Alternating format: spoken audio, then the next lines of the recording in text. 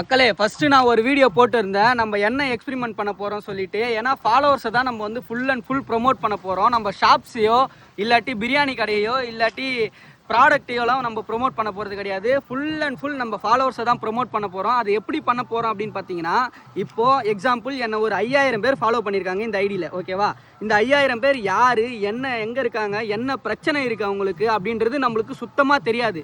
அவங்க எனக்கு பர்சனலாக டிஎம் பண்ணாலும் சரி, இல்லாட்டி இந்த வீடியோ கீழே கமெண்டில் அவங்களுடைய பிரச்சனையை சொன்னாலும் சரி, அந்த பிரச்சனையை எடுத்து நான் ஒரு வீடியோவாக போட்டு அவங்களுடைய ஐடியை டேக் பண்ணி விட்டுருவேன். அவங்க ஐடியும் ப்ளஸ் அவங்களுடைய பர்மிஷனோட, வித்தவுட் பர்மிஷனில் ப்ரோ, வித் பர்மிஷனோட காய்ஸ், அவரோட வித் பர்மிஷனோட அவரோட ஐடியை ஸ்க்ரீன்ஷாட் எடுத்து அப்படியே நம்ம இன்ஸ்டாவில் வீடியோவாக க்ரியேட் பண்ணி போட போகிறோம்.